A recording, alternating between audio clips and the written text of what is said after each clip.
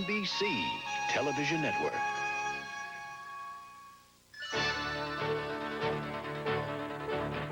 Great games, great moments on NBC. Return is on. Short kick. Gray. 35. 45. He's going to go all the way.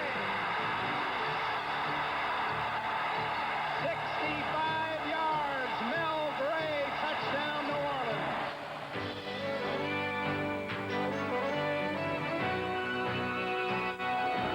White, fumble, ball's loose, and the Chargers have it. Keith Browder laterals it. Seal got it. Down the sideline, he's still going. He's going to go all the way.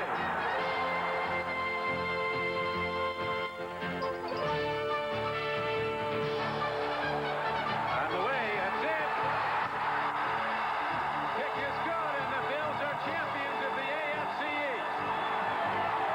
And the good times are rolling starting right now in Buffalo.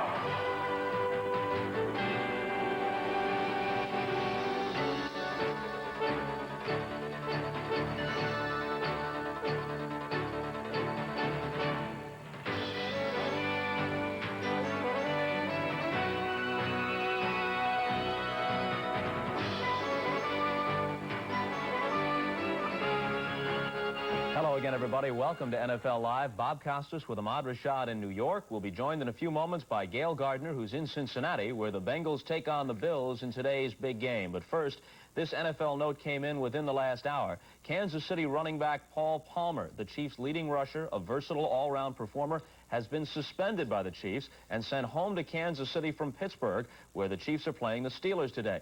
Kansas City team officials have said Palmer was suspended for what they call conduct detrimental to the team. But that's all they've said. We'll pass along more information as it becomes known. Yesterday's big story was in the college ranks. Playing without its top runner and receiver, #1 ranked Notre Dame beat #2 USC 27-10 before more than 90,000 onlookers in the LA Coliseum. Among them was our Jim Gray, and he caught up with Notre Dame coach Lou Holtz immediately after the game. Coach Holtz, could you have ever imagined that in just these 3 short years your team would be in the position it now faces come New Year's? Well, when you have a group of players that are willing to pay the price like ours have, crazy things can happen. You have to have a total team. When I look at it, we got a lot of liabilities, but we do play well as a team. You're able to take advantage of the turnovers against USC. That was the difference. Well, it really was. There were a lot of things that we maybe got a little too conservative. I give Southern Cal credit. They're a good defensive team. Pete's great. They ran hard. But our football players just played together as a team, and that's what it's all about. You know, anybody's involved with sports, when you have a team spirit, you have a togetherness, and you believe some good things can happen. Finally, Lou, you got a little over a month to prepare for the Fiesta Bowl in West Virginia. Is that enough time? Well, I haven't even had a chance to look at them, but I know this.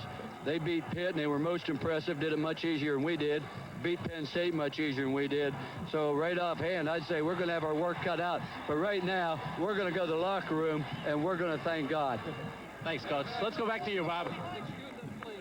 All right, as you heard, Notre Dame and West Virginia, both 11-0, the only 2 unbeaten major college teams left in the country, will meet January 2nd in the Fiesta Bowl. It's all part of Championship Day here on NBC. It begins with the Hall of Fame Bowl, LSU against Syracuse. Hey,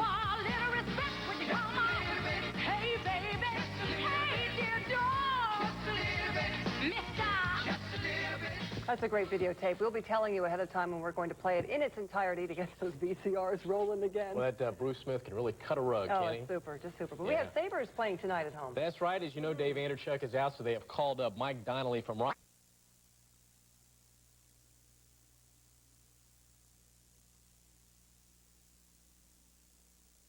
Teams with upbeat coaches and some very interesting ties. Sam Weish played quarterback for Washington back in the early 70s, and Marv Levy was the coach. Sam also, by the way, was on the Bills roster at one point. Quarterbacks Boomer Esiason and Jim Kelly are, in fact, great friends. They had dinner at Boomer's house last night, so if Jim looks a little ill today, you'll know why. They're very similar in character and love talking about one another. Boomer is the type of person that doesn't take flack from anybody. He's a hard-nosed person. He came from New York. I came from Pennsylvania. We probably both had to work for what we, got and accomplished to this point. And, you know, we've got together in the off-season. We've dedicated ourselves to charities. We play in golf tournaments together. We just enjoy, you know, being around each other. And Boomer's the type of player that, you know, if something happens, he's going to stick his nose in there and try to bully his way around just like I would. And I think Boomer's the type that could play linebacker also. What's Jim Kelly really like? I don't think I'm allowed to say that on TV. No, actually, he's a very generous person. You know, he's always the first to pick up the tab, and I like that in person, you see that? But no, he is very generous. He's very competitive. He's somebody who believes in himself and the confidence in himself, and you can see that now with the way the Buffalo Bills are playing. We're two teams with the two best records right now in the American Football Conference. Meeting each other for a game is very important. You feel it and you sense it. I might hark back to our game last week.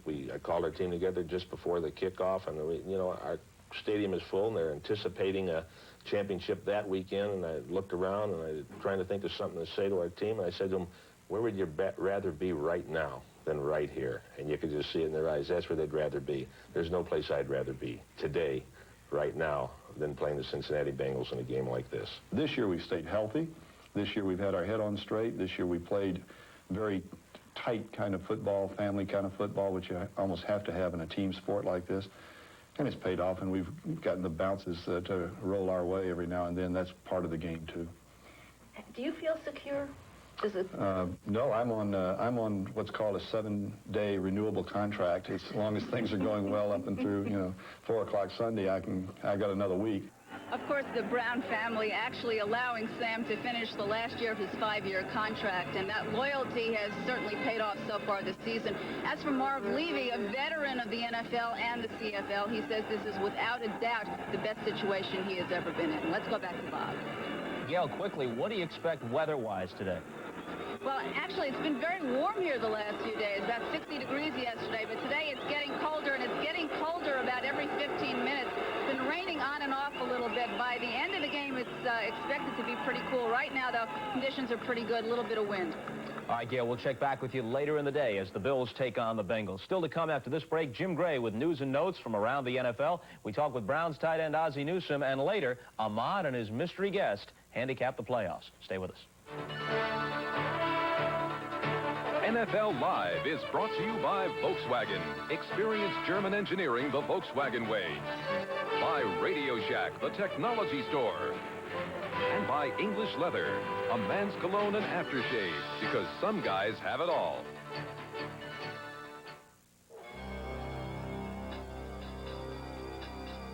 Because the Volkswagen Fox has front-wheel drive. Because it has negative steering roll radius. Because even our least expensive Volkswagen is a Volkswagen. When our engineers blow a tire, their greatest concern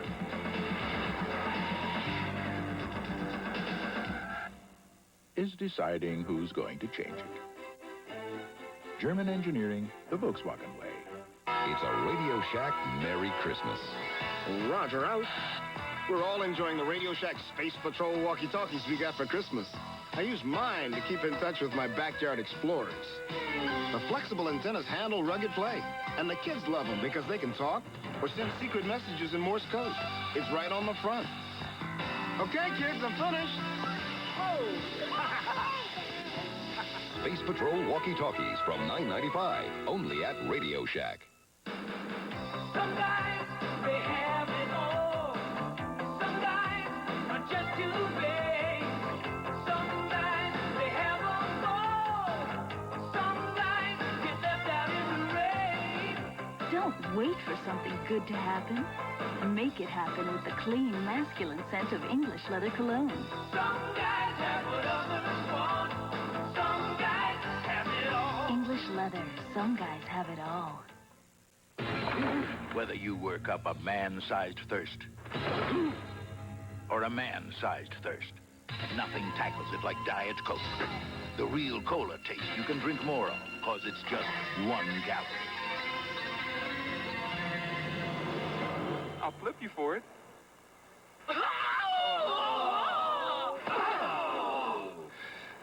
Heads again. Just for the taste of it, Diet Coke.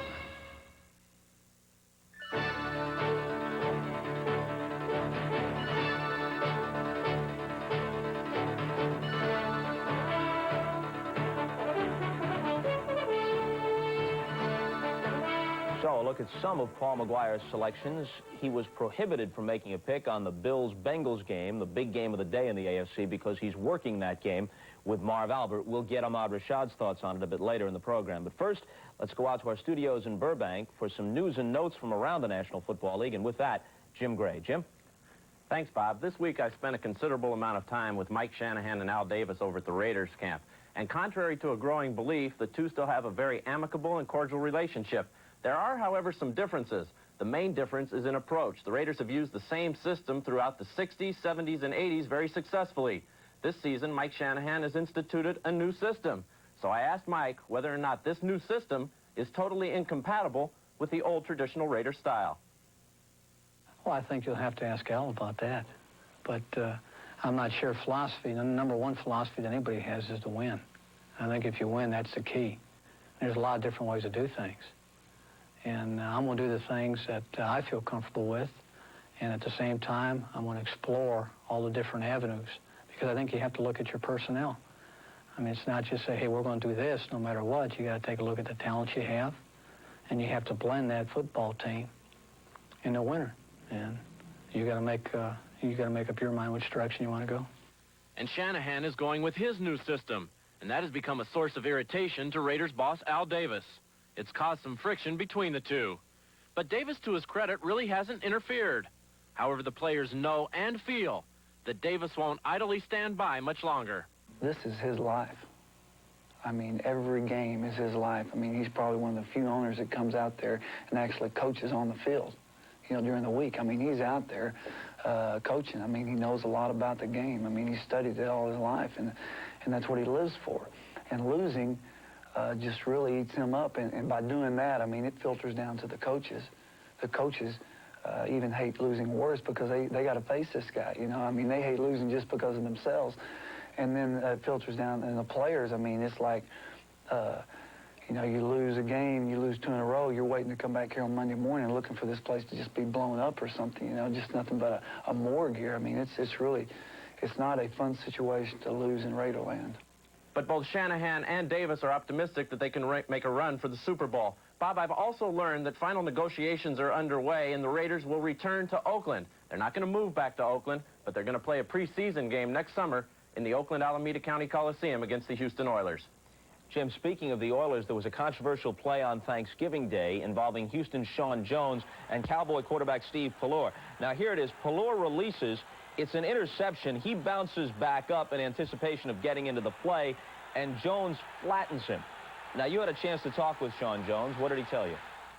Sean Jones told me that he was not headhunting. He was not trying to deliver a cheap shot and wasn't even seeking out the quarterback, Steve Pallure, that he was a defensive player and just happened to be the guy that he was blocking. He said, had this not been a quarterback, it wouldn't even be an issue if it was a tackle or a guard. He has not yet heard from the commissioner, but he expects to sometime this week.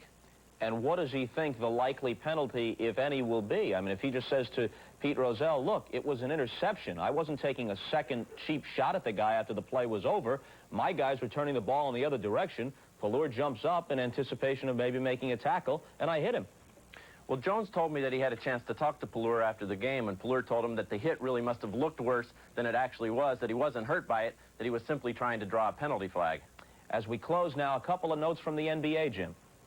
Yes, there are a couple of notes. William Bedford of the Detroit Pistons is ready to come back after being suspended for a year for substance abuse, and to make room on the roster, the Pistons are going to have to either cut Finis Dembo, their first pick, or Daryl Dawkins. And in addition, George Irvine has taken over for Jack Ramsey in Indiana on an interim basis. If George wants the job, he can keep it, but making a big push for that job is Stan Albeck of Bradley, and he'll probably get the job if Irvine decides not to take it. Jim, thanks. Now let's shift gears and go out to RFK Stadium in Washington, where a few moments ago we talked with the great veteran tight end of the Browns, Ozzie Newsome. Cleveland comes in with a record of 7-5. They're 2 games back of Cincinnati in the AFC Central. Still in the wild card chase, but I asked Ozzie if his team has abandoned any realistic hopes of winning the division outright. Well, we still haven't given hope up on winning the division yet because of the teams that the other teams have to play, and of course we have to play Houston at the end of the season. So we still have some hope for winning our division, but we're really just looking forward to getting our invitation to the party, whether it's by wild card or other division, and after that we think we can go forward.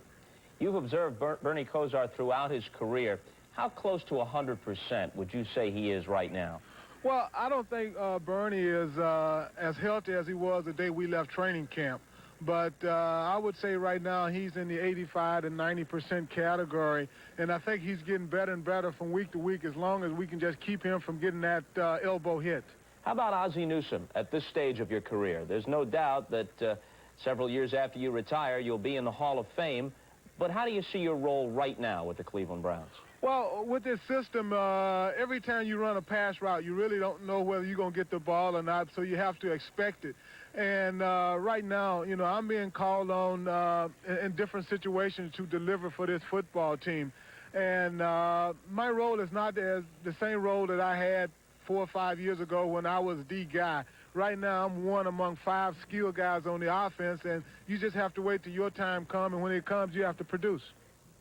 All right, Ozzie Newsome of the Browns coming up in just a few moments. Seldom heard insights about the playoff picture in the NFL from Ahmad's mystery guest. What a disguise. Could you possibly figure out his identity?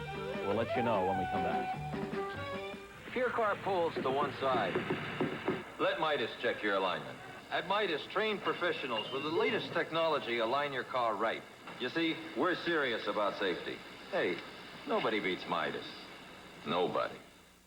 Dad, is there any way you could send the money today? To send money fast, come to Western Union. It'll get to any of our 10,000 locations, usually in 15 minutes or less. Keep in touch. Western Union, the fastest way to send money. One was named Wilbur, the other Orville. 2 brothers who shared a belief. A belief that when the fundamentals of aeronautics were properly applied, man could fly. At Raytheon, we haven't forgotten their lesson. Consider the revolutionary new Starship from Beech Aircraft, a Raytheon company. Many of the fundamentals are the same as the one built by Wilbur and Orville. Raytheon, where quality starts with fundamentals.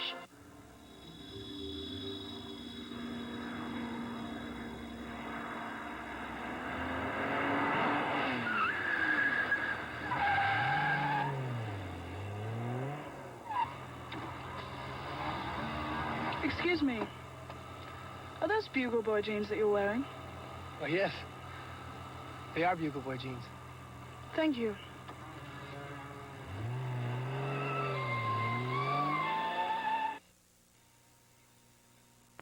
I've been hearing so much about Hyundais that I decided to come and check them out. For my research, I chose Hyundai of Orchard Park because Hyundais are all they sell. Now this is a really neat car. Very comfortable. Plenty of legroom. And just look at all this trunk space. The possibilities are endless. And Hyundai start at $57.55. It makes sense to me. Hyundai of Orchard Park. Cars that make sense from a dealer that makes sense. Okay, we mentioned it on Thanksgiving Day. I'm sure you all marked your calendars. You've been holding your breath ever since. Who will Ahmad's mystery guest be? It's all yours. All right. You know, a day doesn't go by without someone telling me they can handicap games better than Paul McGuire. I have a friend for the past 6 years who's been picking games correctly every Saturday morning. He sits in this Northwood store called the Whispering Pines and never misses. It's incredible. I put him on the spot, though. Anybody can pick games sitting there at the Whispering Pines, but can he pick on national television? Today he gets his chance. He started with the AFC East. Well, I think Buffalo's living in a dream world. I really do. They've had a great season, great people, a great team. But I don't know, I've looked at the crystal ball and I don't feel that teams make it all the way just out of nowhere like that. They've had a good season and they really should concentrate on getting the salt out on the streets, making sure it's on every street corner for the winter. I have no brain. I'm just going on a gut instinct. I feel that Doug Flutie as the quarterback, that New England can win. They're just so weird to watch, and he looks cute in that little Patriot uniform and everything. And I'm pulling for him because they did give him a lot of grief when he was in Chicago, and then they beat the Bears. So I'm pulling for them. I think Buffalo should redesign their uniforms. I think that's their major flaw. All right, AFC Central. Well, once again, I don't know anything, but Cincinnati has been playing well, but I think that Houston possesses more of a criminal element than Cincinnati, and I think the various psychoses of the Bengals may haunt them. AFC West. You got the LA Raiders 6-6, Seattle Seahawks 6-6, Denver 6-6, San Diego 4-8, Kansas City at 3-8. I don't think it matters. I think you can just throw a dart. I think most of those teams there are in it for the vacation packages that they'll be able to sell in their hometown. I don't really think they're going to be going anywhere. No chance. The Broncos, I mean, at that altitude, I think they're generally in oxygen debt when they go down to lower altitudes. They're over-oxygenated, and it can cause an embolism, and somebody could take a bad injury. All right, National Football Conference. The Eastern Division. Philadelphia's leading at 7-5. They're the crazy people. I think Buddy Ryan is truly insane, and I think they're probably going to win. No use even talking about the other ones? Who are the others? Phoenix is second, 7-5. The Heat will get to them. The practices in the Heat, they'll go. And once again, it's a question of, I mean, if they're not using a 15 SPF factor, or if they're using like an 8, they're going to be weak. What is the SPF factor? The HPF factor? Well, the sunblock factor. If those guys go out and they practice, you know, they think, oh, I got a helmet on, it doesn't matter. But you take it on the bridge of the nose without a block, and you're weakened for the playoffs. The Giants? The New York Giants? Well, New York is the city that never sleeps, except for the Giants. All right, the Central Division. Chicago's 10-2. Chicago Bears? I mean, you're talking about the champions, I think. Let's quit kidding around. They are truly the monsters of the Midway. I think they'll be there. The Minnesota Vikings. Pathetic. I mean, anybody who can wear a Viking symbol on a helmet is pathetic. Western Division. New Orleans Saints leading at 9-3. San Francisco, Rams, and Atlanta. Well, New Orleans got the best record, but it's a much better town than most of the other places. It's more fun. They'll be distracted. They won't make it. San Francisco's still a pretty good town, also. But they'll be distracted. Who's the third team? The Rams? It's my long shot pick. Out of nowhere, for no apparent reason. I think the very big upcycle box office year that Hollywood is bringing will carry the Rams along in the tide of it. I also think Oral Hershiser could come in and help out the last minute. I don't know. So now, who's going to be in the Super Bowl? The Bears are going to be in the Super Bowl. The Bears are going to win the Super Bowl. Where's the Super Bowl this year? Miami. The Bears like Miami. They have a good time in Miami. I like Miami. I want to go to Miami. I think it'll be there. Chicago and who? I think it'll be Houston. Don't ask me why. This isn't my business. I'm not in the football business. My real roots are in greenskeeping. Caddying. You know, that's what I do best. The man is a mystic. He told me the reason he didn't think Buffalo would be in the Super Bowl because he said, Buffalo, small patch of grass, I can't see that. Houston, I like the way their colors of their uniform match with the natural turf there. But I'll say this. A guy wearing a hat like that has a lot of nerve making fun of the Vikings' helmets. He never picks without that hat. Now, wait a minute. Now, we promised that you would pick the Bills-Bengals game. Paul's working that game, can't make a selection. Bengals favored by 3.5 at home. Who do you like? Sentimental favorites, those Buffalo Bills. They didn't get to 11-1 with the Mirrors. They'll win again today. All right. Ahmad picks the Bills, and we send you to this commercial break. We'll be back with a final comment right after these words. It's a Radio Shack Merry Christmas. News sure spread fast about the Radio Shack electronic games we gave Bobby for Christmas. They're great fun. You need a good offense to score on the Pro Action football games. Raceway has 2 skill levels to challenge your run for the checkered flag. And LCD Fire Away's directional shooting lets you blast alien invaders. We knew the kids would love them. But we didn't realize they'd be this popular. Fun at your fingertips. Electronic games from $7.95 to $29.95. Only at Radio Shack.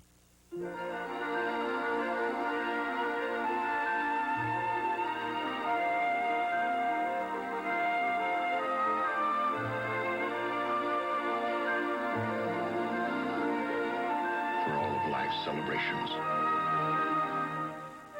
in all of love's languages. Only a diamond says forever.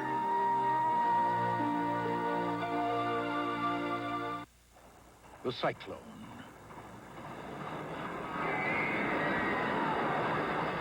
The whip.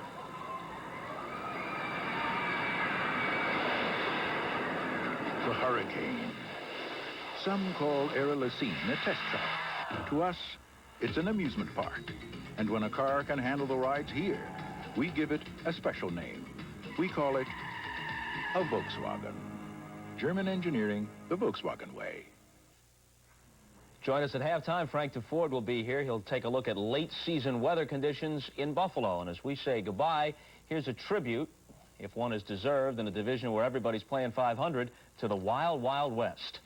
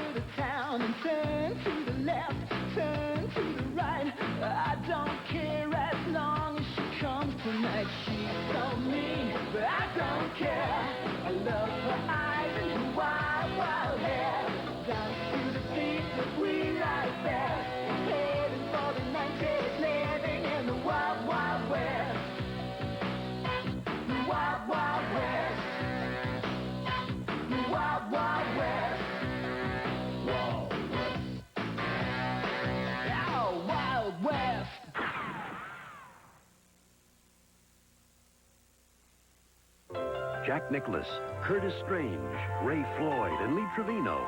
Golf's fabulous foursome. Play the Skins game. Today on NBC. Here's good news from your good neighbor Chevy dealer. Our payload payout isn't played out. Forget about the old-fashioned Ford and save up to $2,200 in a full-size Chevy. Well, check out this S-Blazer 4x4 or this S10 pickup, and you can save up to $2,400 on either one. With a huge selection and tremendous savings, you'll never get more truck for less money. But you better hustle, because Chevy's payload payout ends November 30th. At your good neighbor Chevy dealer.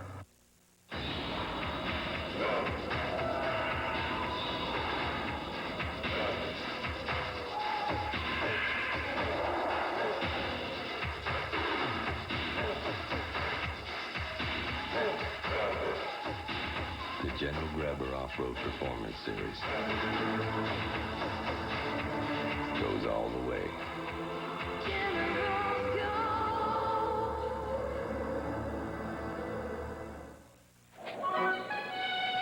Quick, up here. He looks just like you. Looking all right yourself, kid. Now, when you buy a $5 book of McDonald's gift certificates, you get a free plush musical ornament of Oliver or Dodger, the characters from the new Disney movie, Oliver and Company, now only at a theater near you. Oliver and Dodger make great gifts and even play a tune. Hey, Dodge, we made beautiful music together. Yeah, kid. Your holiday place, McDonald's. Reserve your seat early for Sports Extra, Sunday at 11:30 on TV2.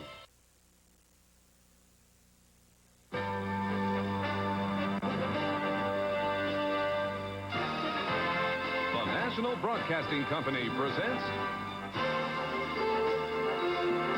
the National Football League.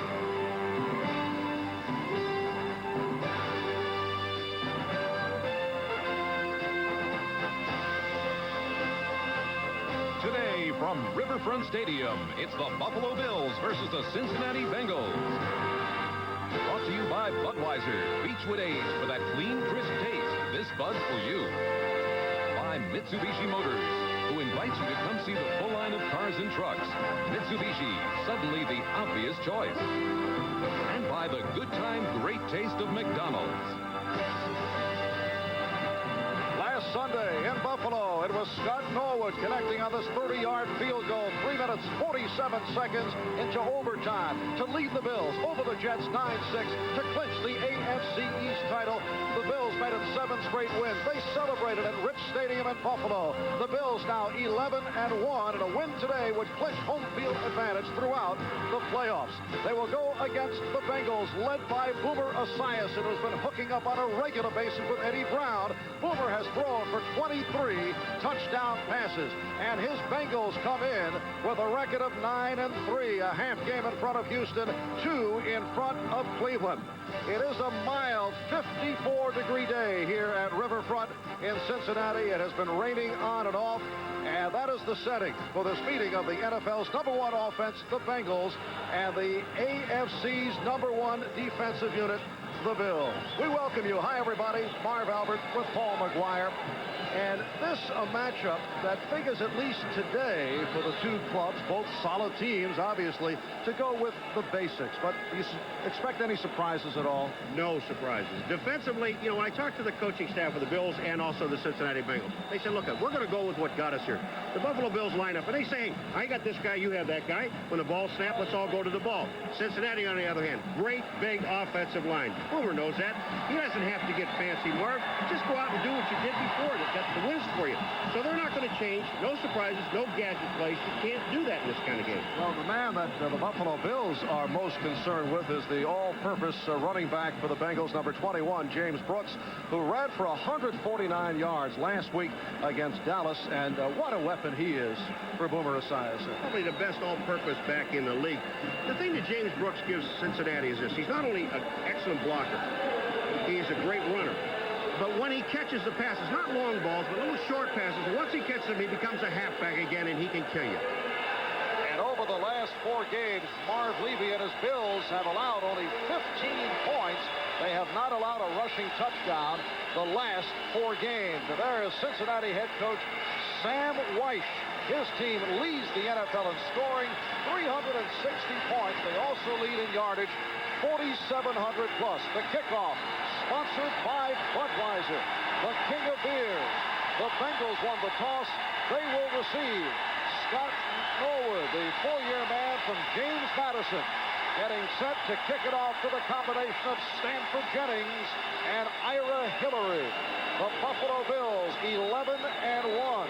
Their only loss, Week 5 at Chicago, beaten by the Bears, 24-3. Capacity crowd at Riverfront, and here we go. It is a short kick, and it's taken by Jennings to the 15.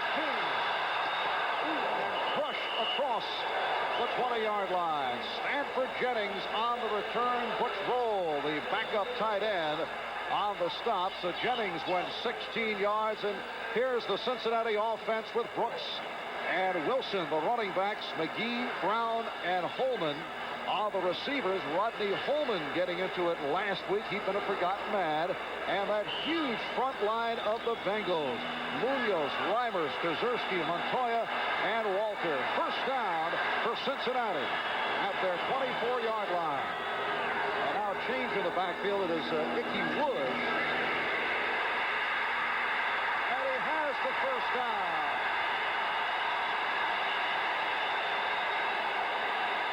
So Ickey Woods out to the 40-yard line. Cornelius Bennett, the outside linebacker, made the stop. 17-yard pickup. And a look at that tremendous Buffalo defensive line. Still Smirlis and Smith all having outstanding years. Darryl Talley, an underrated linebacker. Shane Conlon not starting because of a foot injury suffered last week, but will be available for later on. Radisic in the starting lineup. And here is Brooks. Did not make the turn. A short pickup. Wayne Davis, who is replacing the injured Derek Burrows at the left cornerback position, made the stop. Burrows banged up with an ankle injury and a bruised jaw suffered last week. It'll be a second down and 9 at the 42. If you look at this defense, the one thing that you'd like to establish, even though the Cincinnati Bengals have such a great passing game with Boomer with 23 touchdowns, they would like to try to run the ball on the Bills at first and then pass when you want to pass. McGee to the near side and Brown to the far side. Esiason completes over the middle for the first down. Number 82, the tight end, Rodney Holman, stopped by strong safety Leonard Smith. When you talk about all of the weapons you have, you've got Brown and you've got Collingsworth and you've got Brooks, but you also have an excellent tight end in Rodney Holman.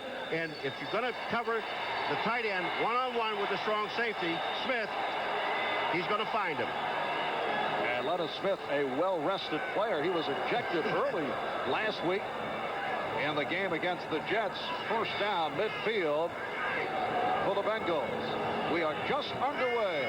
60,000 at Riverfront. Woods.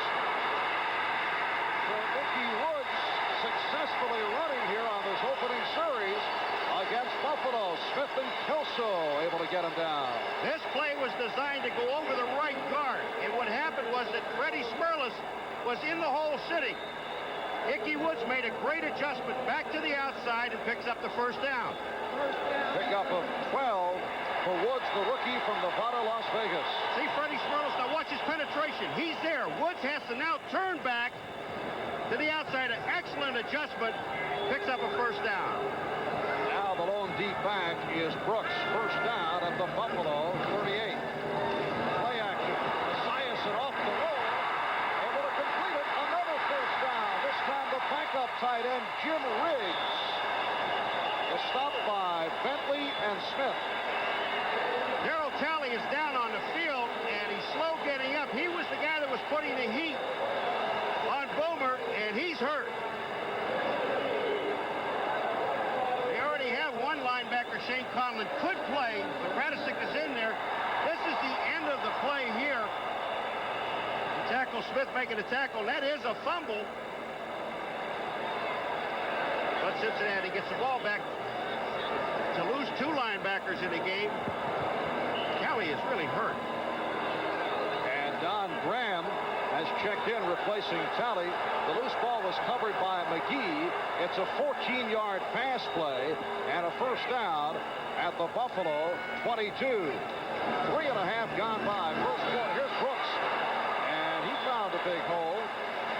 So James Brooks, who comes in averaging 5.8 per carry to lead the NFL, was stopped by the left defensive end, Art Still. You hear that hitting? It's unbelievable. It's a big, big offensive line, and they're going against a 3-4 defense, which puts those big offensive guards on linebackers. We're getting punchy up here in the broadcast booth. Second down and 5 at the 16. Cincinnati marching right down the field against Buffalo. Now Woods. Woods inside the 5.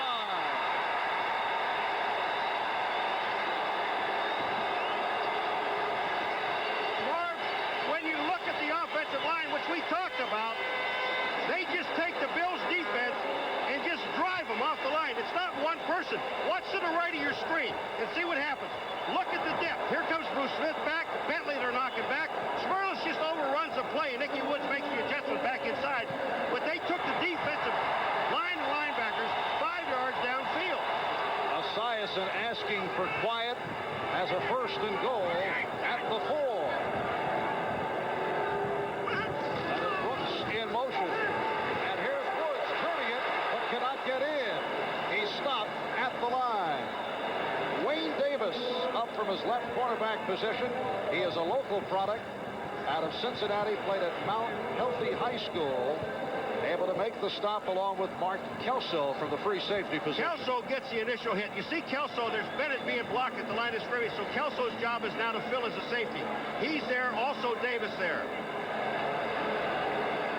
Second and goal at the 4. Ickey Woods, 4 carries, 39 yards. 5.5 gone by. First quarter, no score. Bengals on the doorstep. Esiason. Let's see. A penalty flag is thrown. Tim McGee, the receiver. You may have a pick on Eddie Brown, the offensive pass interference.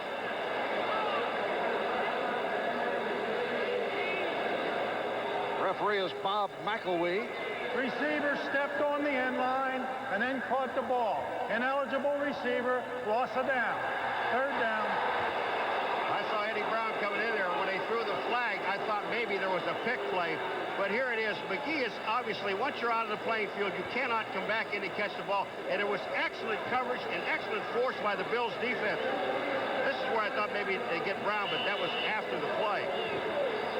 Cincinnati Bengals coming in have committed the fewest penalties in the AFC. It is now a third and goal at the 4. This is the 10th play of the drive.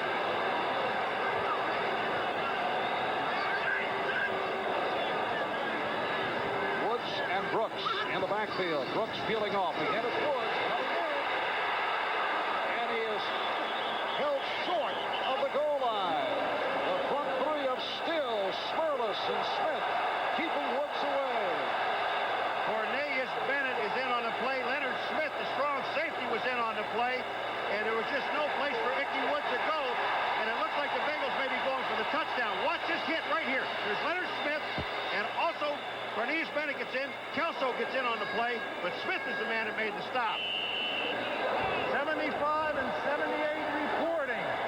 Eligible 75 and 78. 75 is Bruce Reimers, the left guard. 78, the left tackle, Anthony Munoz, who has caught a couple.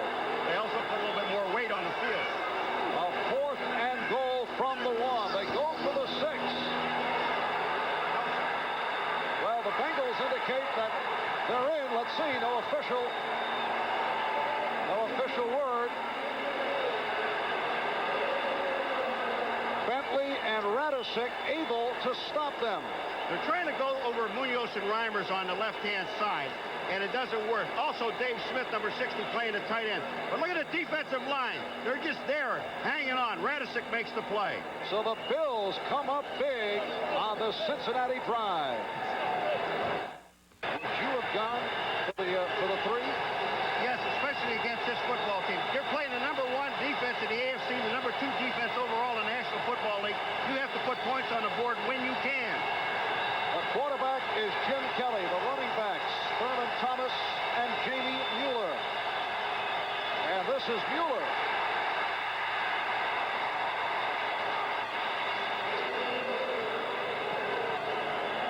Let's check out the Buffalo Bill offensive alignment.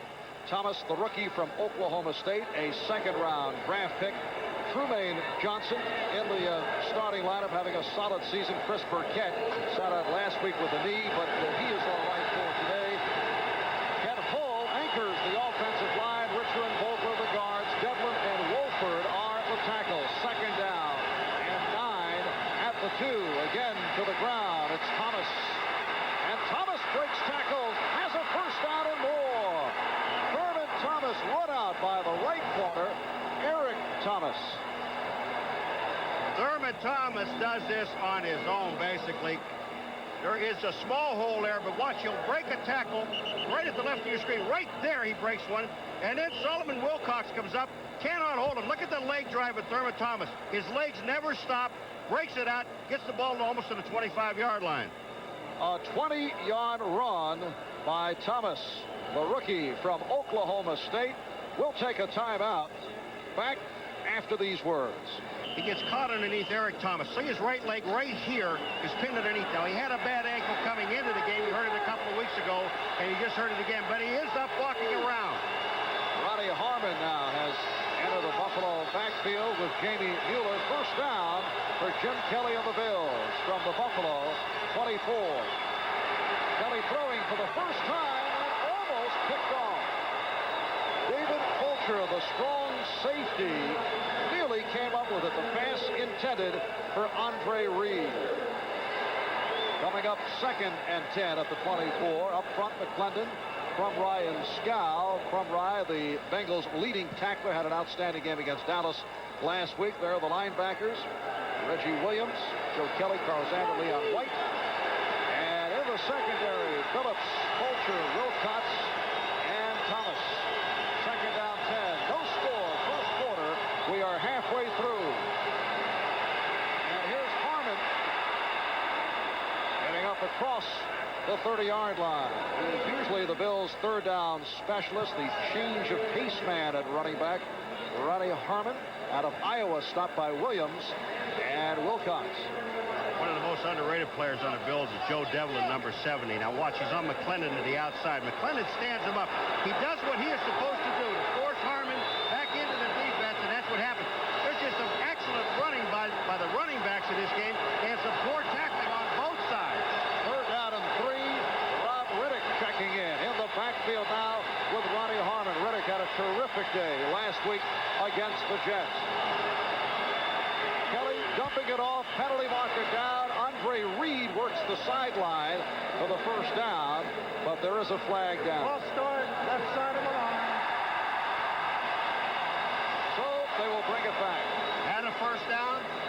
Mistakes. But actually on the false start, the play was dead anyway. There's Jim McNally, the offensive line coach. The little guy you saw there with the glasses on from Buffalo. And an excellent player at University of Buffalo. In fact, a Hall of Famer at U of B. There he is. And Marv Levy, the head coach of the Buffalo Bills, in the second full season as head man of the Bills, replacing Hank Bullock in November of '86. Third down, 8 from the 26. Kelly goes down. The assault led by Reggie Williams. And there is Reggie, 13-year man from Dartmouth, combining with Jim Scow, the right defensive end. This was just a total breakdown in the middle of the Buffalo Bills offensive line, and you have Riddick sitting in there trying to block Reggie Williams, number 57, and it didn't happen, and Scow was also there. So John Kidd back to punt from his goal line, and out at the Cincinnati 40, it is Ira Hillary. And here's Hillary to the 45. Fights his way to the 40. Scott Radisick on the stop, 38-yard punt, and a 14-yard return. Cincinnati will go back to the offense. Want to take better pictures? Get the new Canon EOS 750, the only autofocus SLR with a flash like this and a system with computers and motors in every lens. Here, try it. Try the zoom. Welcome back to Riverfront in Cincinnati, where it has begun to drizzle. Check of the scoreboard. Still, Eagles up 7-0. Jets over Miami 7-0. You recall that earlier meeting with Dan Marino throwing for 521 yards, but the Jets knocking off the Dolphins. And there is the outside linebacker, Darryl Talley, took a pretty good pop on the first series, was sidelined. We have not received any word concerning his status. The Bengals now first down at the Buffalo 40, 6.5 remaining. First quarter, no score. Brooks in motion, and Esiason puts it up first down. For a first down. Bennett and Radisick making the stop on the tight end, Rodney Holman. There's Boomer Esiason, the top-rated passer in the NFL, having a sensational season. Now, Cornelius Bennett was lined up on Holman, but look where that ball is, right between two players, right between the defensive linebackers, Radisick and also Cornelius Bennett. The ball's right on target. And Cincinnati first down at the Buffalo 27. They went the length of the field earlier this first quarter and went for the 6, and they were stopped on the 1-yard line, although they consumed close to 6.5 minutes. The handoff to Woods, flagged down, make it 2 penalty markers, as Scott Radisick was all over Ickey Woods. We saw Darryl Talley on the sideline a moment ago, and the Buffalo Bills have holding been 65 offense, the hold on offside, Montoya, defense, the right guard, offset, but offsetting penalties. Cornelius Bennett was also offside. The linebacking core of Buffalo has been hard hit. This is the situation last week when Shane Conlon, the outstanding inside linebacker, was injured, suffered a foot ailment in the game against the Jets. Here's a guy who's made it back from knee surgery, and the hope is that he will be able to go here today. I saw him in practice Wednesday in Buffalo, and he could hardly walk. He was sitting in ice, and I said, what about this weekend? He said, I'll play. I can play. First down at the 27-yard line. 5.5 left in this opening quarter. No score. Brooks making the turn and working inside the 20, refusing to go down. We are seeing some excellent running, not only by Buffalo, but also by the Cincinnati Bengals. Ickey Woods and this guy, James Brooks. And he just breaks it to the outside. Now, Bruce Smith is on the outside. They just cave him back to the inside. There's a double team. Bentley gets caught to the inside, and once Brooks sees that, he breaks it to the outside. outside. There's no support out there. Radicic can't get there fast enough. They've got Graham tied up downfield. But at the end of this play, watch the balance of James Brooks. He's not going down. 11-yard advance, first down of the Bills, 16. Again to the ground. Brooks to the other side.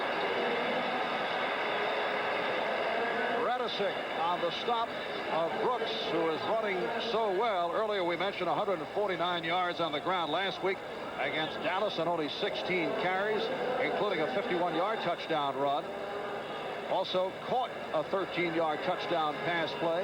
He's gone for 23 on 4 carries, another 6 for Brooks, and it's a 2nd and 4 at the 10. And we talked in the opening, nothing fancy, Mark. They're just going to line up and go at each other. Just under 4 minutes remaining in this first quarter. Now Woods on the handoff, running well, and then stacked up. Ickey Woods averaging just under 5 yards per carry. The reason the running game is working so well for Cincinnati in this first quarter is because the offensive backs are adjusting so well. They're taking a look at the defense. The Buffalo Bills are kind of inside. They're going to measure this to see if he has the first down. They're playing a little bit inside, almost giving the outside away, and that's what these guys are doing. Most of these plays are designed inside. Cincinnati head coach Sam Weish, who says he was not happy with the officiating last week. The Bengals using a quick snap on 3rd down from time to time. They caught the Cowboys trying to bring in nickel personnel, but Weish said the officials kept calling Cincinnati for not being set.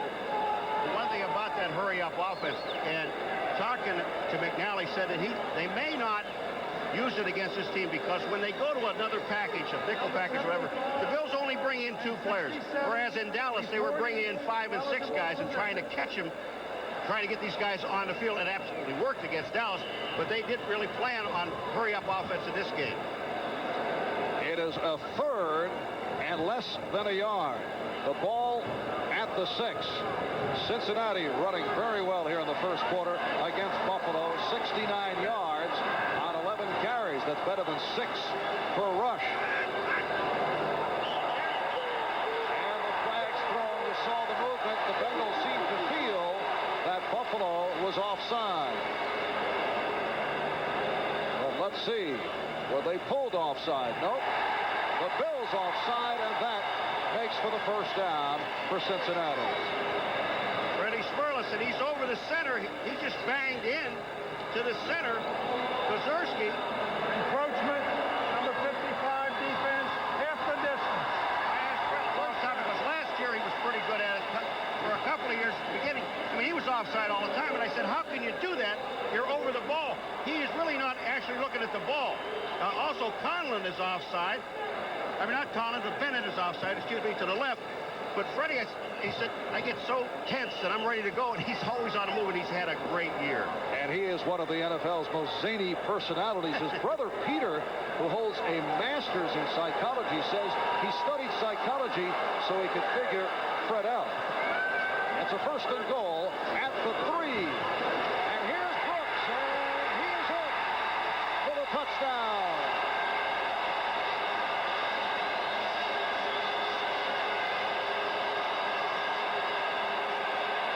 Marv, this play is an example of what I was talking about. This was an off-tackle play, but the Bills are not adjusting to the outside. So as soon as Brooks sees to the right of your screen, he's going to see everybody's taken to the inside. There's nobody out here. The corner is run off. Kelso, the safety, is the only guy left to make the play.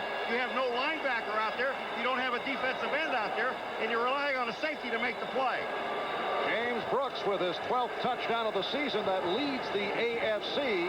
And now here is Jim Breach attempting the point after. The Cincinnati Bengals, with 2 minutes 53 seconds remaining in this first quarter, have taken a 7-0 lead. This drive, 5 plays for 40 yards.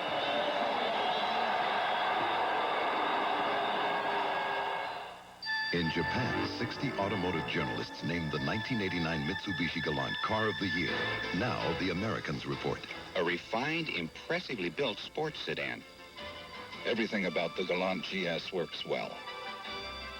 Gallant will blow away the higher-priced competition. Pure heaven to drive. Perhaps Car and Driver sums up the Gallant best when it writes, "Watch out, Honda." In all the world, no one watches TV, loves TV, or is more critical of TV than Americans. So it's not surprising that in a nation of experts, the At Riverfront Stadium, Cincinnati, capacity crowd, just under 60,000 on hand. Marv Albert with Paul McGuire, Cincinnati 7, Buffalo nothing. And here's the kickoff from Lee Johnson of the Bengals. It is taken by Ronnie Harmon, hesitated for a moment, and only able to make his way to the 10-yard line. He had a notion to stay in there and then came out. I think he thought he was on the line, Marvin. He had to come out with it. He didn't know where his foot was, and he made a major mistake. Ed Brady on the tackle. You see his foot here? He's almost on the line, and he reaches. When he looks, he doesn't look down, and I think he thought he was on the line, and then he moves. So here's James Brooks. I said he does so many things. He runs, he blocks, he catches, but he's also going to try out for the high jumping team because he just went up about 6 feet straight up. An exhausting way to celebrate for James Brooks. The Bills with Jim Kelly looking at a 1st and 10 from the 10. Kelly in trouble, able to get it away. Sideline pass, incomplete. White on the coverage of Thurman Thomas. We're set for an update. Let's go to Bob Costas. All right, Marv, here's the story from the Meadowlands. Jets had a 7-0 lead on the Dolphins, but here's Marino. Looks for Fred Banks, guarded by John Booty. He's able to shake his booty. Touchdown, 10 yards. Game tied at 7. Back to Marvin Paul. Paul, is this the type of material that you have had to put up with in the studio? I just left some notes. Here's the end of the play. Thurman Thomas almost makes a super catch, but Kelly was scrambling. It was almost a safety here. 2nd and 10 from the 10. And it's to the ground for Thomas. And the Cincinnati defense coming up very strong here in the 1st quarter. This the 2nd time, though, that the Bills have started out from their own 10. There's only so many plays that you can run in this area. And it seems like a dumb statement, but it's not. In the middle of the field, there's a multitude of plays. But down here, you just don't want to make a mistake. So they only have a select few plays, and if they're not working, they're not blocking on the offensive line, you're not going to be able to execute them. Plus very little room to maneuver. And now Kelly has a 3rd down and 9 from the 11. Off the double pump, able to complete to Reed, but short of the 1st down. Andre Reed, who is having a terrific season, followed out by Eric Thomas. And the Buffalo Bills forced the punt. Here's Kelly's back in his shotgun. Now take a look at that whole field. They're playing zone defense. And when they see Reed underneath, he's the short man. They know they don't have 10 yards to go. There's White right there. And they just force him out of bounds along with Billups. So John Kidd now at his 1. Earlier, he was at the goal line. Great kick. Looks it high and far, and here's Ira Hillary. Excellent coverage by the Bills.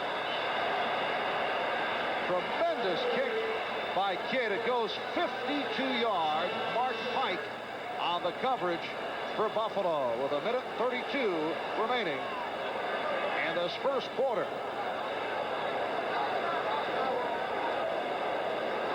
Phoenix tied up Philadelphia. Miami tied up the Jets. Well, the Bears leading Green Bay Packers. Kansas City's been a wacky club recently. Victories over Seattle and Cincinnati. The Bengals still smarting from that one. And here's Esiason, 1st down from the 37. Putting it out there for a 1st down and additional yardage for Eddie Brown.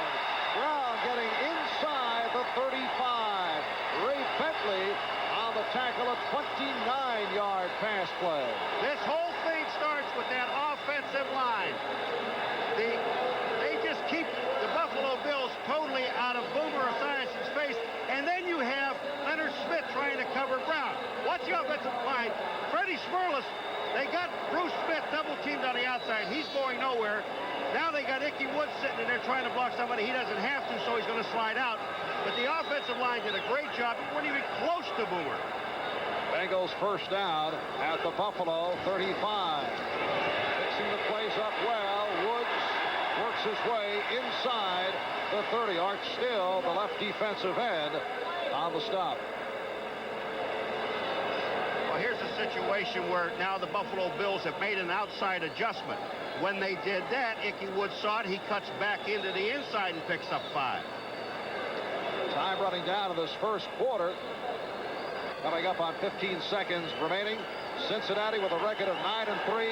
Half game in front of Houston. Houston beating Dallas on Thursday. Buffalo comes in at 11-1. But it's been all Bengals thus far. That's it for the first quarter. Cincinnati 7. And ball game, the Bengals on top, but they have dominated the Bills over the course of the first quarter. What does Buffalo have to do to turn things around? They have to take back the line of scrimmage. They're losing it with their offensive line being beaten by the defensive line, and also their defense, they're not moving off the ball.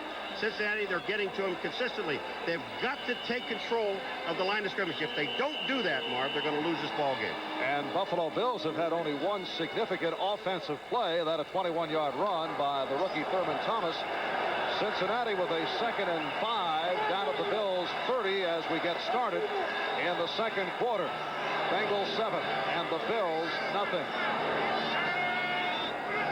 Esiason thus far 4 for 5, and again to the ground for Woods, who continues to run so well and has another first down. Ickey Woods, 2nd-round draft pick out of Nevada, Las Vegas, has sparked this team in the first quarter. You look at that, you know, the time of possession we're talking about, it doesn't make any difference unless you score, which Cincinnati did, but -7 yards passing for the Buffalo Bills. Of course, they hadn't had the ball either. And Cincinnati had that opening drive that went 6-20. 11-12 plays, but not able to cash in as they sustained the field goal, went for the 6 and fell short. First down out inside the 20. Again, Woods following Brooks. And gets inside the 15. Scott Radisick playing for the injured Shane Conlon made the tackle. I'll tell you, Joe Walters is one heck of a football player, and they've been talking about him. Now, here's Bruce Smith. It's cut him right at the line of scrimmage. That's a tight end, Rodney Holman, that cuts him at the line of scrimmage. But on the other side of the field, number 63, you see Walters in that picture right there, Marv? He runs I keep saying Shane Conlon. He runs Cornelius Bennett off the field. 2nd down and 3. 67 yards, 10 carries for Ickey Woods.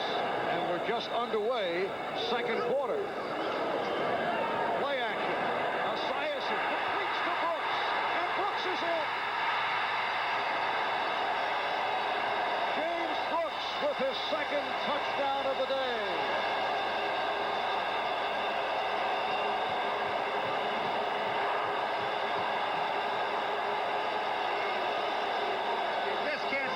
About this young man. Not only can he run with the ball, but also catches it. He becomes a halfback. When you see him roll out here, Ray Bentley, number 50, you don't even see him in your screen, is the man that's trying to cover him. There's no way he can get there in time, and then Brooks gets into the end zone. 13 touchdowns on the season for Brooks, who leads the AFC in that department in his 8th season out of Auburn. He has bounced back from a disappointing 1987. He had a sensational year in 86. And Breach extends to 14-0. 63 yards, 5 plays. And the Cincinnati Bengals have put up a quick 14 on the Buffalo Bills, who came in number 1 in defense in the AFC. You know what moms are like. Bring home a new guy, they put their foot down. Come home a little late. Today's game is brought to you by the new generation of Oldsmobile. Step into the future now at your Oldsmobile dealer. By Apple Computer, giving you the power to be your best in home, school, and business. And by Chanel. It wouldn't be Christmas without Chanel. 1 1 minute into the second quarter, and the Cincinnati Bengals lead the Buffalo Bills 14-0. Here's the kickoff specialist for the Bengals, Lee Johnson. And Ronnie Harmon on the return. Harmon out to the 29-yard line. On this touchdown play, watch number 65, Max Montoya. He pulls out. Now he's got a seal to the backside. He not only blocks Graham, but he also blocks Freddie Smirlis. Gives Boomer the time to throw the ball to Brooks. Ends up touchdown. And remember, going into today, the Bills had allowed 15 points. Only 15 points the last 4 weeks. A quick 14 for Cincinnati. And a quick burst by Thurman Thomas for a first down, and the Bills suffering on first down plays. They've accounted for 3 first down attempts, only 2 yards before Thomas was able to reel it off. Followed out of bounds by Ricky Dixon. And with that play there, what they're trying to do is to reestablish the line of scrimmage, which you have to do against the Cincinnati Bengals, because if you start letting your defensive linemen make the tackles, it frees up those linebackers to just roam around and do whatever they want to do, even on pass situations. Buffalo first down at their 40-yard line. And it's Thomas this time stopped. The ball was jarred loose. And let's see, the Bengals feel they have recovered it, and they have. So Cincinnati takes over on the turnover. Jim Crumry, number 69, making the recovery. The play. Here he comes down the line of scrimmage. He gets his hand in and knocks the ball away from Thurman Thomas. Crumry is right there to pick it up. Cincinnati Bengal ball on the 40-yard line. And the Bengals try to get the play off quickly. First down at the 40. Big rush. Esiason took the hit and nearly completed. And a penalty marker is down. Bruce Smith all over Boomer Esiason. The pass intended for the tight end, Rodney Holman. Here comes Bruce Smith up the middle. They just did not block Bruce Smith on that play. Anthony Munoz let him go by, and now they're calling, is that a pass interference? I think it is, on Cornelius Bennett. Minute and a half gone by in the second quarter. It has gone all wrong for the Buffalo Bills, who have won 7 in a row, come in at 11-1. Last week they clinched the AFC East title, the earliest clinching since the NFL went to a 16-game schedule back in 1978. And head coach Marv Levy, not a happy man. See Bruce Smith laying on Boomer. Bruce goes about 280. Boomer said, please get off me. And Boomer is 6'5", 225.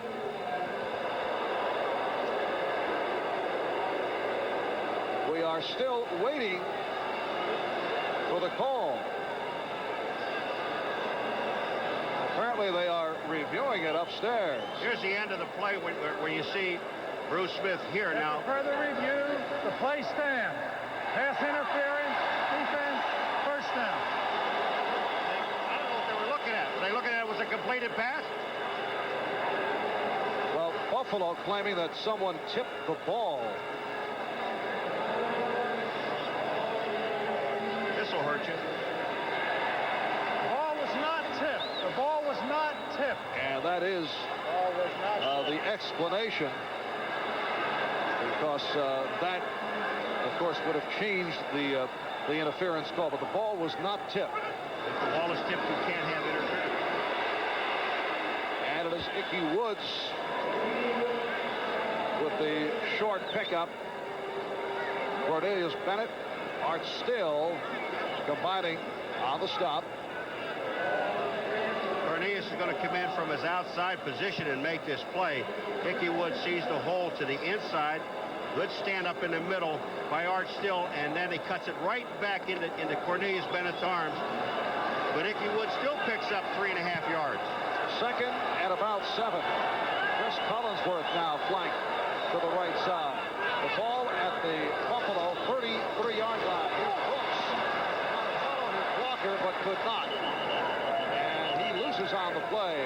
Nate Odom's the right corner. Bumped him out. You know who makes this play? Darryl Talley, number 56, and he can hardly walk. You see him limping there. He just got into the face of the offensive man, would not let him turn him into the inside, and waited for everyone else to get in on the play. Hurry-up offense now being utilized by the Bengals. 3rd down 8 at the 34-yard line. You can see Talley limping. There he is, number 56, as this play concludes. Never say die.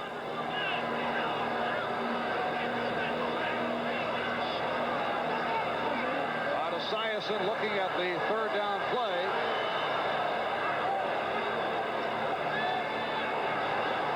Lots of time, and it was broken up.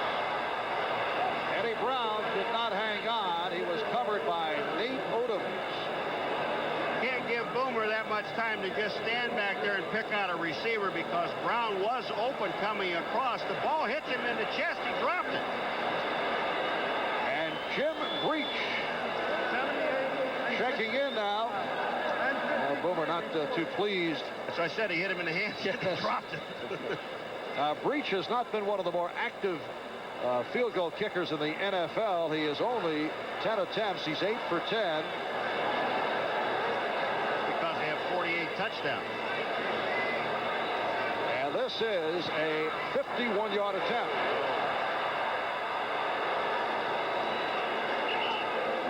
So that is it for the Cincinnati drive. Buffalo will take over, and we'll take a break. Back after this. Cowboys last week leading the Buffalo Bills 14-0. We are early 2nd quarter. Marv Albert with Paul McGuire. The Bills first down from the 34. And Kelly throwing and completing out at midfield. Jim Kelly with a long gainer combining with Trumaine Johnson, an 18-yard hookup. Lewis Phillips and Ricky Dixon on the stop. Kelly has a gun, and as long as you give him some time, look what that offensive line does. And when you have this much time, here comes Trumaine Johnson just playing on the outside. Phillips is trying to stay with him. This ball is right on target, a little bit high, but it's away from the defensive back. The Bills first down at the Bengal 47-yard line. Here's Thomas, and he is plowed under. Thomas, who has run well in the first half, this time stopped by Reggie Williams. Cleveland and Washington still no score. Phoenix, Philadelphia tied at 7. Jets and Miami 7 apiece. Chicago Bears leading Green Bay. Pittsburgh over Kansas City. Couple of field goals by Gary Anderson. And Atlanta in front by the score of 3-0. Falcons have won 3 of the last 4 in a it doesn't matter situation as they finish out the season. 2nd and 9. And again the completion. Andre Reed inside the 40, short of the first down. Eric Thomas, the right corner, up to make the hit. It's a nice find by Kelly, because when he went back to set up, he saw that Eric Thomas fell down, and once he did that, he hit Reed right in the numbers. Take a look at the secondary now. You're going to see Eric Thomas, number 22, on Reed. He goes and he slips and goes down. Kelly finds him, and it's one-on-one coverage. You want that with Reed. We're looking to see if he got the first down.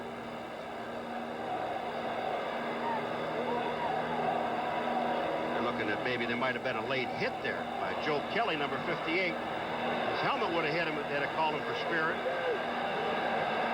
They called for the yardsticks. Appears to be a half-yard short. Andre Reed with his 2nd catch on the day, 60 on the season. He is having a career year. Andre Reed from that outstanding receiver class of 1985. Look at that lineup. Al Toon, Eddie Brown, Jerry Rice, and Andre Reed taken 85th in the draft. 3rd down play. Crowd to its feet here at Riverfront, and the Bills appear to have picked it up. Rob Riddick trying the right side, has the first down. There are no secrets when Riddick comes in the ball game, Marv. Once number 40, Rob Riddick, comes in the game, they're going to give him the ball. They're either going to they're going to hand it to him on a run or try to throw it to him on a pass. Rob Riddick last week against the Jets, 103 yards, 18 carries, particularly effective in overtime. That was his first carry today, has a first down at the Cincinnati 36. 5 minutes gone by, second quarter. The Bills trailing Cincinnati 14-0. Kelly going deep and overthrows Trumaine Johnson. Or did he throw it away? Eric Thomas on the coverage. Krumrie last week against Dallas made the first 8 tackles, and here he is, number 69 in the middle on Kent Hall. Now, they're just a little deal, and once they make that deal to the inside, all of a sudden it frees him up. And that was Jason Buck, number 99, that takes the center off him, gets that deal to the outside, and Krumrie can get there, but he didn't have enough time. Kelly got the ball away.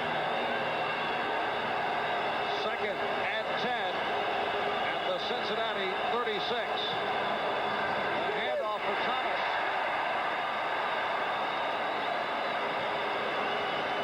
Well, Thurman Thomas with his 6th carry. He's gone for 36 yards, had that 21-yard burst earlier. David Grant, nose tackle. Jim Scow, the right defensive end, combining for the tackle. And Buffalo now looking at a 3rd and 8. Joe Kelly, the linebacker, just hit Jamie Mueller right in the hole and drove him back into Thurman Thomas. There's no place to go.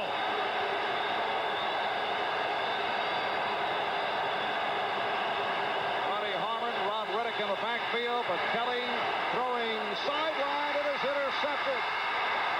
Ricky Dixon, the rookie from Oklahoma, with some fancy footwork. Jim Kelly picked off for the 14th time this season. The pass intended for Trumaine Johnson. I honestly think, Marv, that he was trying to throw this ball to Chris Burkett, who was deeper than Trumaine Johnson. And when he did that, the ball was thrown short. To the middle of your screen, take a look. You'll see number 85 over on the left now. He is open. Dixon's giving him that cushion. The ball is thrown there, but it's thrown too short. He was behind Dixon. The ball never got there. It's intercepted. And that is the first career interception for first-round draft pick Ricky Dixon. First down at the 35.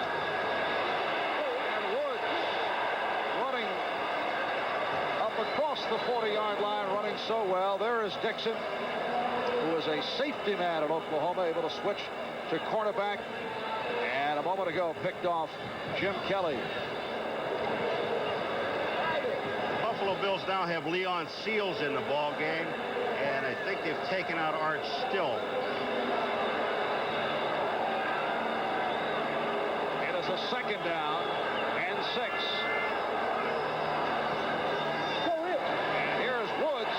To his own man and been able to cut away. What a move by Ickey Woods for another Cincinnati first down, a 13-yard run. Again, we're looking at something we saw in the first quarter. These plays are designed to go off tackle. He hands the ball to Ickey Woods. Gerald Kelly's on the ground. He was flipping off the field. But the hole is not there, so he just turns around and goes back to the other side because of the over-pursuing defense. Look at these stats. 86 yards, 13 carries for Ickey Woods, and a first down at midfield. Now Brooks finding the hole. Marv, that's the 3rd time they've run this play. They're running right off the tackle, and it's working for them. Phoenix and Philadelphia still tied at 7. Same for the Dolphins and Jets at Giant Stadium. Chicago Bears in front of Green Bay 7-0. Kansas City now taking a 7-6 lead on Pittsburgh, and Atlanta 3-0 over Tampa Bay. Here at Riverfront in Cincinnati, the Bengals 14, the Buffalo Bills 0. Second down 3 at the Buffalo 41. Esiason with the play action. Beautiful executed for Woods, and another first down, a 12-yard pickup. Radisick and Odom making the stop. Odom's comes in on a play, but he really wasn't covering Ickey Woods. That's not his man. His man was Tim McGee. They ran a little play action pass that time off the same action they had before. Ickey comes out and trying to cover Ickey Woods with a linebacker, Scott Radisick. He just doesn't get there in time because Boomer is dumping the ball quickly. And you can see the effectiveness of Boomer Esiason. He has pulled back a bit, spreading out his passes, not always going for the big play, dumping it off. First down, here's Brooks. And again, nice hole as he tried the right side. So the combination of Brooks and Woods, plus the good passing of Boomer Esiason, has really kept the Buffalo Bills off balance in this first half. And when you talk to the coaching staff about Boomer this year, can you believe that? They say he's 100% better quarterback this year than he was a year ago, Marv, because he's so patient. Before he has a great arm, he would try to force the ball because he has excellent receivers. Now what he does is just takes what you're going to give him. If it's a short dump pass, we'll take it.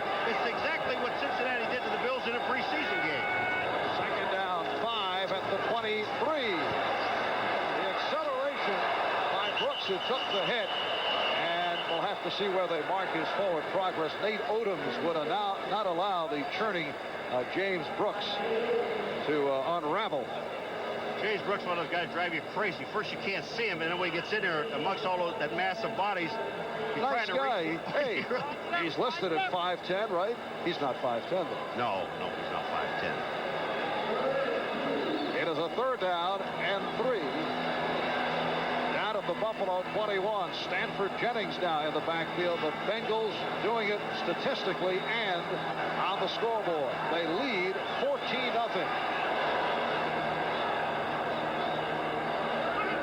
Jennings peeling off. And here's Brooks, and he is stopped short of the first down. Don Graham, inside linebacker out of Penn State, making the hit. Penn State linebackers all over this Buffalo team. Radisick, Shane Conlon, Graham. 4th and 1. Ryan Blatos, number 74, checking in.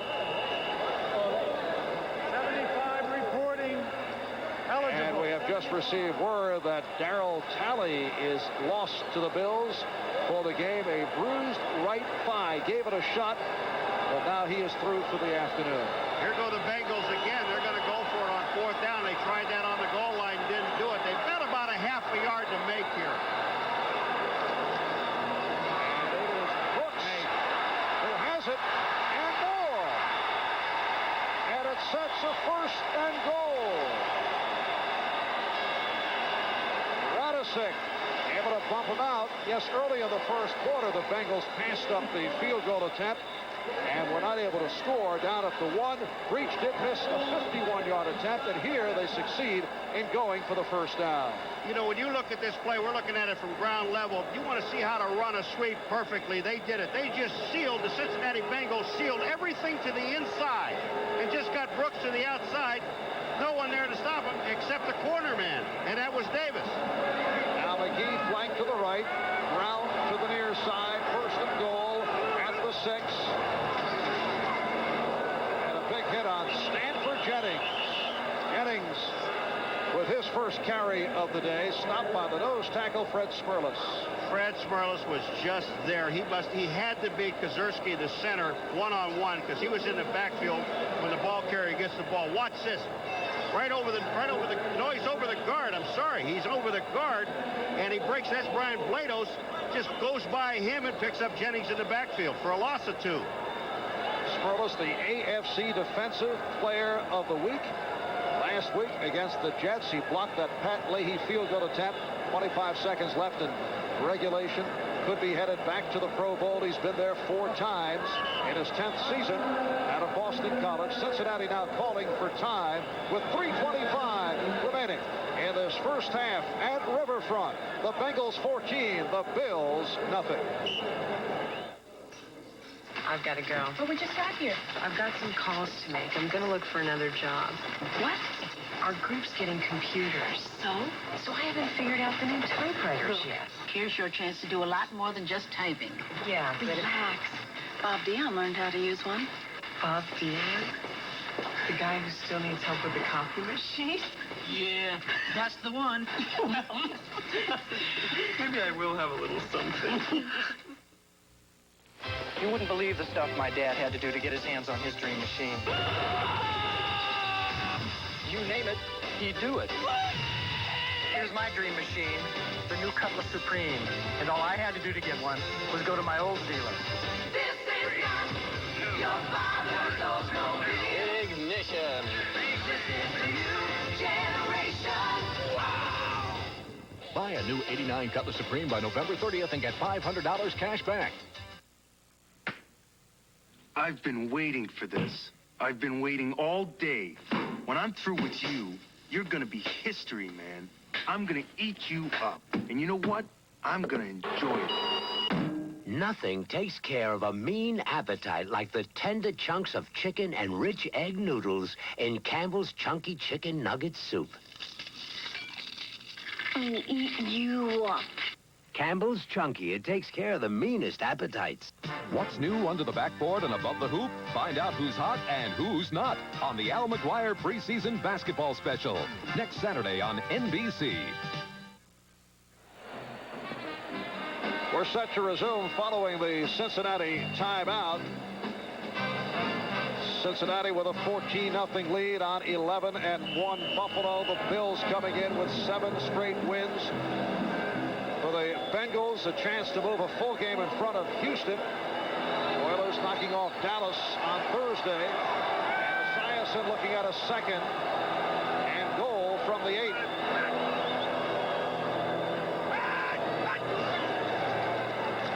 Esiason off the roll. And now running inside the 5. They have been so effective with it, with Esiason rolling out to his left. Obviously, he's a left-handed quarterback. But the Buffalo Bills had every single person covered. Great coverage by the defensive secondary. Esiason saw a little gap, picks up about 7 or 8 yards. And has a 3rd and goal from the 2. Well, optimistic fans of the Buffalo Bills might point out that the Bills trailed the Indianapolis Colts 17-0 earlier this season and won 34-23. But right now, the Bills' defensive unit is banged up. Different story. And Cincinnati has done it again with Ickey Woods. 20-0. He just went in there. There's Ickey's stance. I don't understand it, but it's like he's on a bed of hot coals. Clear to me. They ran over Anthony Munoz and Reimers. They go to that left side, and they just blew the Buffalo Bills right off the line. Ickey Woods goes in for the touchdown. Now you know why they average, what, 30 a game? And for Ickey Woods, his 11th touchdown of the season, and that is now a rookie record for the Cincinnati Bengals. He passes by Stan Fritz, a running back out of North Carolina State, who back in 1975 ran for 10. Woods now has 11. And the Bengals have a 21-0 lead over the Bills with 2:36 left first half. And Marv, what we're looking at is a very, very patient offensive football team. You're looking at Boomer really throwing when he wants to throw, not when he has to. Look at, and I talked about Brooks getting a block, or as a blocker, he got an excellent block there. Ickey Woods into the end zone, but they go over Munoz. He is by far their best offensive lineman. But when you talk about Boomer, Marv, he has so much confidence in this football team. This team's always had a great offense. I mean, they've always been able to score. This is one of the... This year, I think their defense is twice as good as it was a year ago. They still bend a lot, but they don't break like they used to. Well, this season, the Cincinnati offense making the big plays and scoring the points, in contrast to a year ago when they gained much yardage and really looked good in the statistics. And the Bengals last season struggled. Sam Weiss appeared to be in major trouble, with the Bengals going 5-11 despite an offense that ranked number 5 in the NFL. I should say 4-11 last season. And here is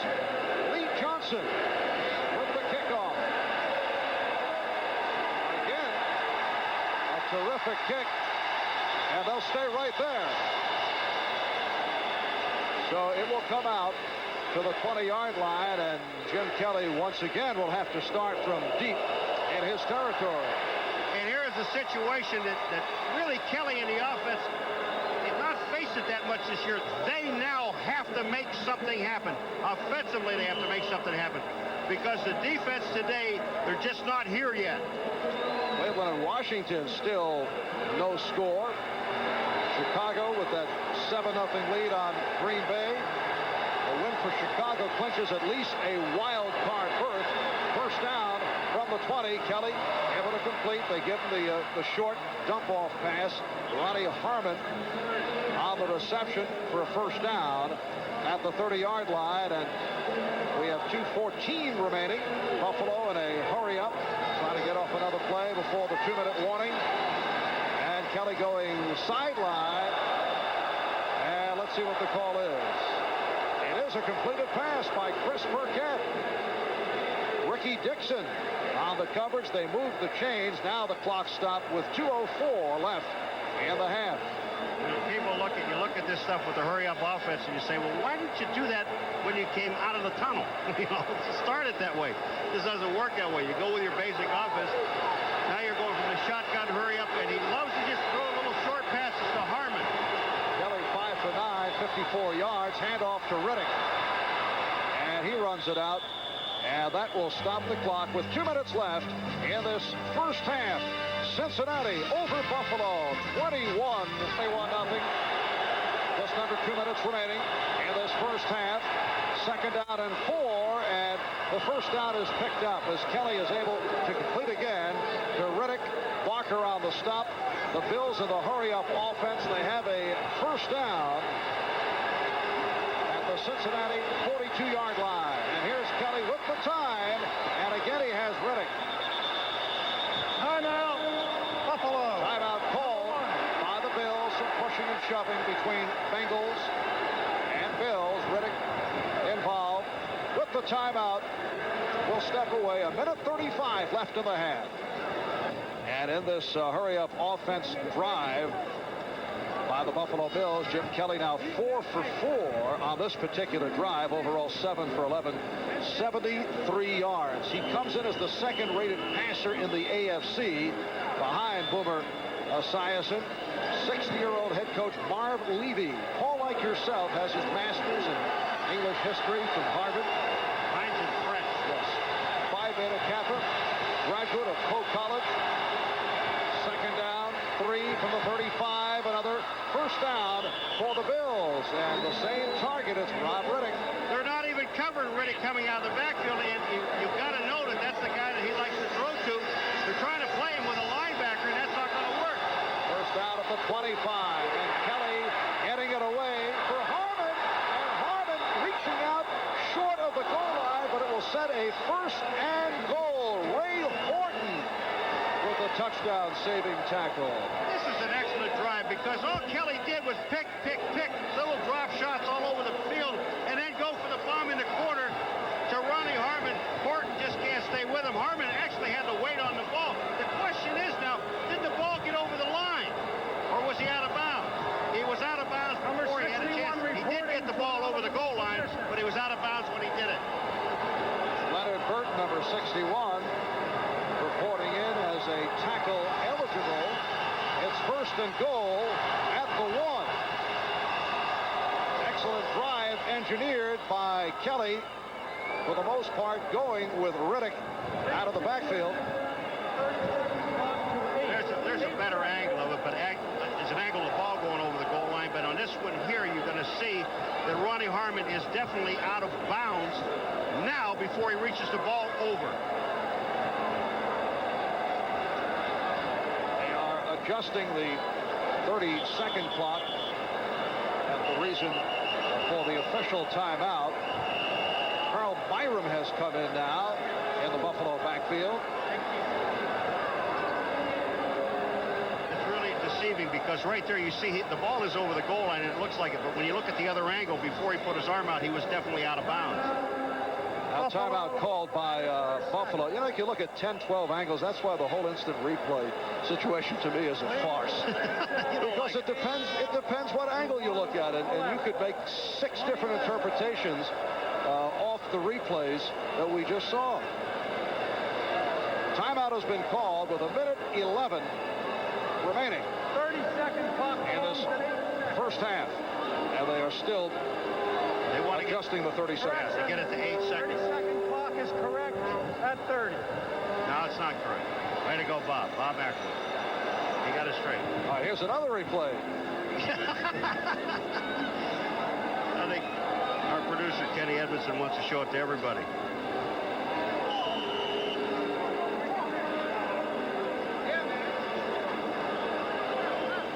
When we resume, it will be 1st and goal at the 1-yard line.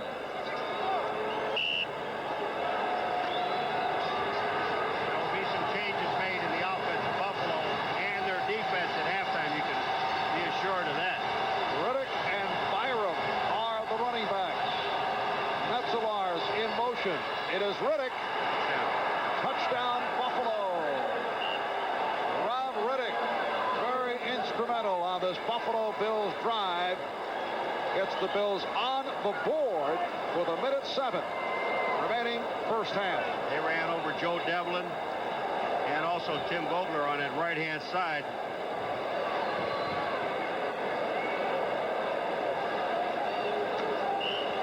A drive engineered by short passes to Riddick out of the backfield. The long gainer for Harmon and the corner. And now Scott Norwood will try to tack on the extra point. The holder, the punter, John Kidd.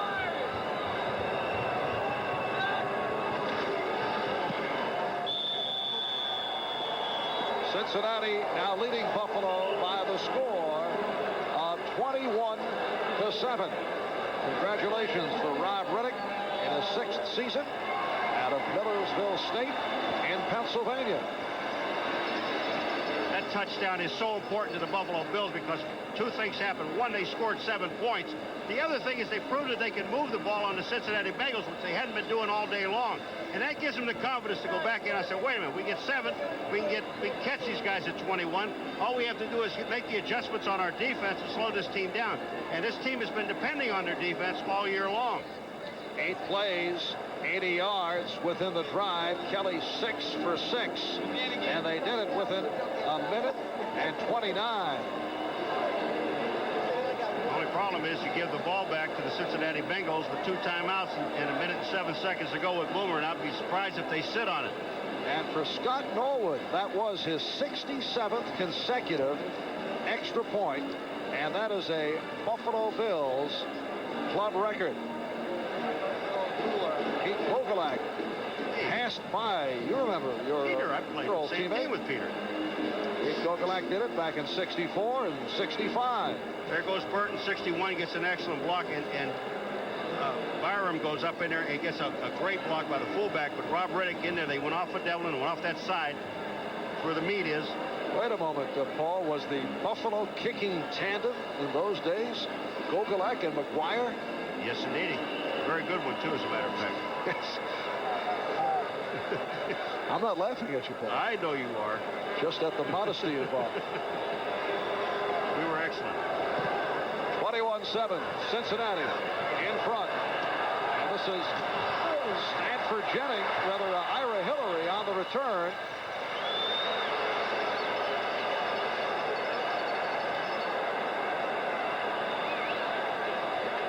Sherman Cockcroft making the stop. Cleveland now in front of Washington 3-0 at halftime. Phoenix moving in front of Philadelphia 14-7.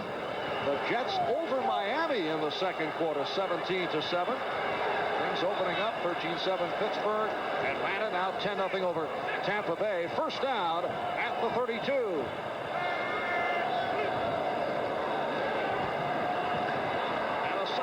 Dumping it off to Woods. He tried a circle route. Well, he actually had 6 yards picked up. They were all over Boomer. I mean, he had to just dump the ball to Ickey Woods. He was upfield and then lost 5. Gotta go the other way, Icky. End result, 3-yard advance. Second down and 7. And again, the short flip to Woods. Right at the marker. Ray Bentley, the inside linebacker, made the stop. And timeout has been called with 28 seconds remaining to the half. Coming up at halftime, NFL Live back at our studios in Manhattan, including Frank DeFore checking out weather conditions in your hometown, Buffalo, New York. I don't want to hear anything about the weather. And I would tell you yesterday... You're so defensive. No, I'm not. I want to explain something to you. Yesterday, I called a friend of mine who's a sportscaster in Buffalo, Rick Azar. And he wasn't home. You know where he was? Playing golf. It was 64 degrees in Buffalo yesterday. They could play today if they wanted to play. It's a little windy, that's all. But it's beautiful.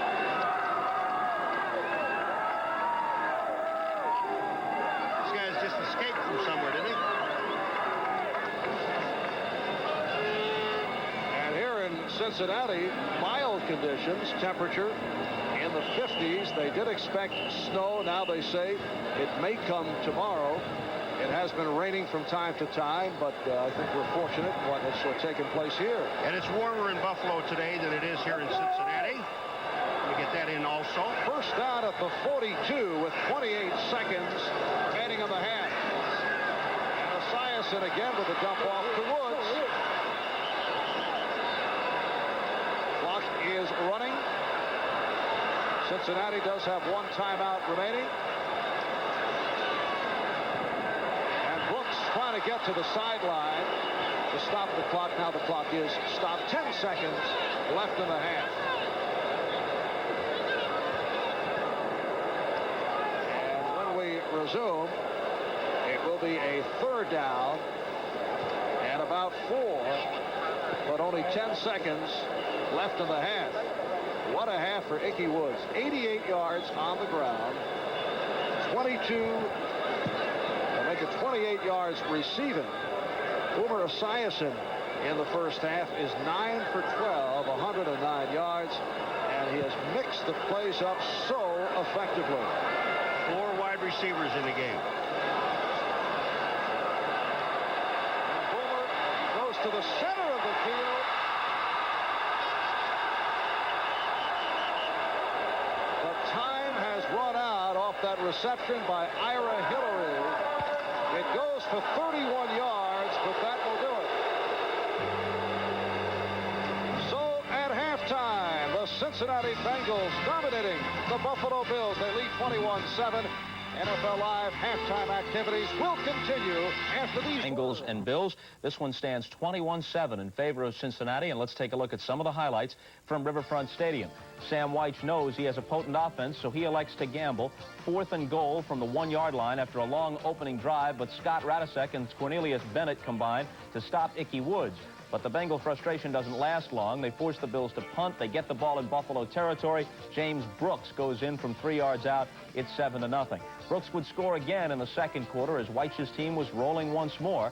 Here's Esiason on the move to the left, and the flip to Brooks. He races past the pursuing linebacker 13 yards, his second touchdown of the day, his 13th of the year. And here's Icky Woods, who's having a big first half. He had about 90 yards rushing in the first half alone. He goes in for the touchdown, and then he does the by now fabled Icky shake to the delight of the fans in Cincinnati. What a pair of touchdown makers. Icky Woods with 11 and James Brooks with 13, the 2 top touchdown makers in the AFC. Here's Ronnie Harmon making a catch on a pass from Jim Kelly. The 24-yard reception is ruled down at the 1, although he thought he got inside the flag. Makes very little difference because Rob Riddick scored on the next play, so Buffalo creeps back into it a little bit, but they still trail 21-7. Ahmad? A very emotional game for Cincinnati. They need to win this game to stay in contention to try to win their division. On the other hand, Buffalo have already sealed up a playoff berth last week.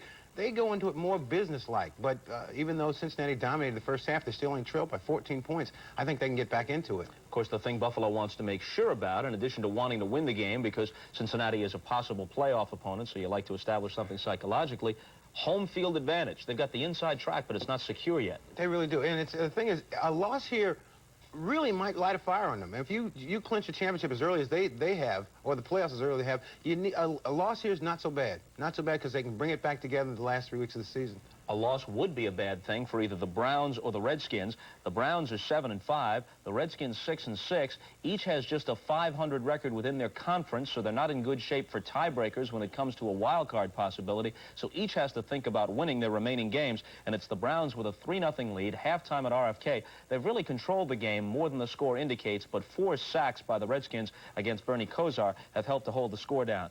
Phoenix leads Philadelphia 14-7. This one is just a few seconds from halftime. It might have been more, but moments ago, Earl Farrell, who earlier had a 17-yard scoring run, fumbled inside the Eagle 5-yard line, and Philadelphia recovered. The Jets and Miami, just a few seconds left in the second quarter in this one, and the Jets are in front now 17-14.